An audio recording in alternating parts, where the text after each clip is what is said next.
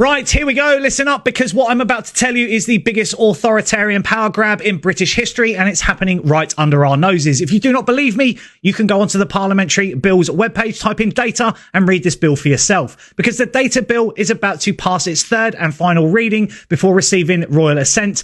Once that happens, the UK government will gain unprecedented control over your personal data, financial transactions, business records, and even your biometric identity. So you might want to listen up. There is nothing we can do about this now. This is coming, so prepare yourself. And if you think this is just another boring government bill, you might want to think again. I don't usually ask you this, but my video goes further if you like, favourite it, and repost it by pressing the little arrow in the corner and hitting the little yellow icon. If you think people need to pay attention to this, you might want to repost this video. And I would suggest every single person that does that, because people need to know what's coming. Some of you may have seen my videos previously on this. I have done them endlessly for the last 2 years. Well, it's been updated. And this bill completely overhauls how data is accessed, used, and controlled in Britain. And it will introduce massive government control over personal and business data. Your financial transactions, purchases, service usage, and even customer reviews could be forcibly shared with the government. A digital verification service trust framework, a government-controlled identity system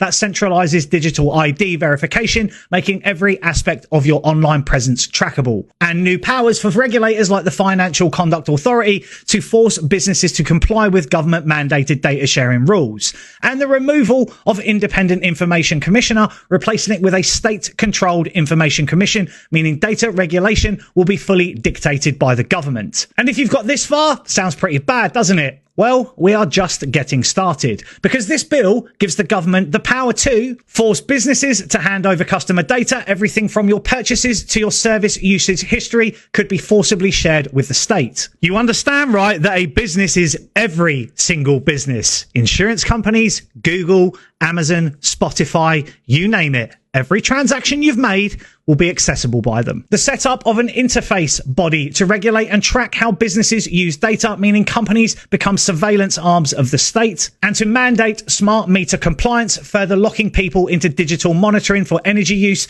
making energy rationing and price controls easier and possible. But wait a minute. We haven't even got to the worst part yet. They're using your own money to do it, because this bill allows the government to impose financial penalties, levies, and funding structures, ensuring that businesses and ultimately consumers bear the costs of government surveillance. This bill actually lays the legal foundation for digital ID and CBDC. The DVS Trust framework is essentially a digital ID system in disguise. Once implemented, you won't be able to access online services, banking, or even public services without a government-approved digital ID. CBDCs will be the final piece of the puzzle. Once the government can track all your digital transactions under this bill, the next logical step is programmable money controlled by the state. But that's not happening, you say. They can't do that.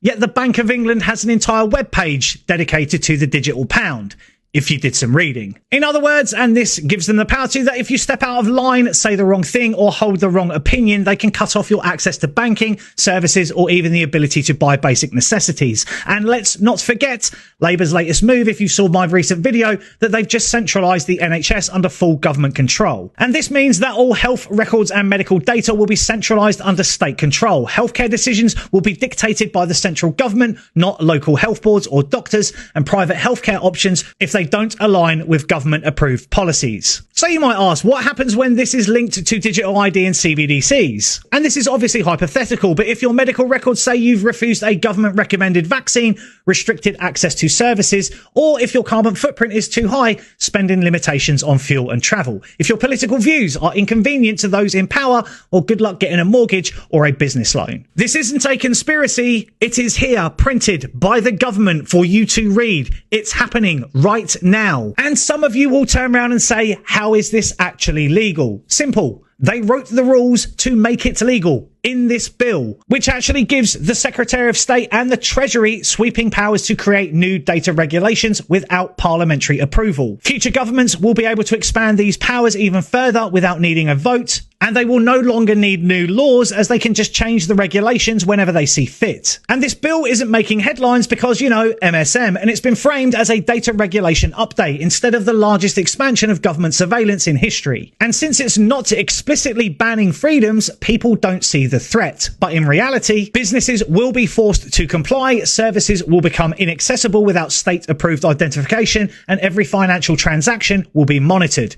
Using regulations instead of laws, instead of passing an explicit law, they are giving regulators the power to enforce policies without ever needing to go through Parliament again. Regulations can be changed at any time, meaning the government doesn't need your consent to expand its powers later. Businesses will be forced to enforce these policies, meaning resistance becomes nearly impossible. And the bill also states that restrictions on processing and data protection do not apply if done in the interest of national security. You're a far-right extremist. Well, that gives us the power to deem you a national threat and have a look at everything you're doing. Also meaning that GDPR and privacy protections can be overridden at will, and the new state-controlled Information Commission will be responsible for policing itself. So don't expect any legal challenges to stop this. By the way, it's not actually illegal if they change the rules. This is why this is legal, because they wrote the rules to allow it. And they're not going to come to take your freedoms overnight. They are building a system where you have no choice but to comply. Let's be quite frank, no one is being forced to get a digital ID, but without one,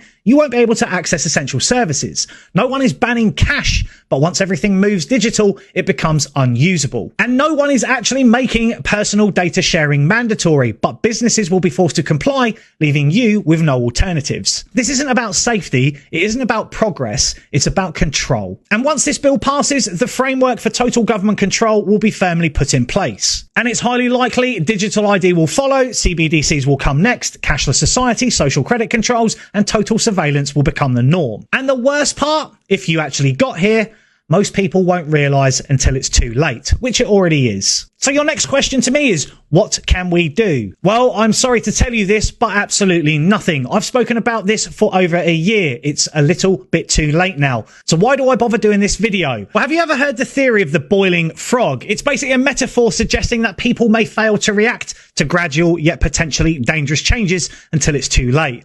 Similar to a frog slowly being boiled alive in tepid water that is gradually heated.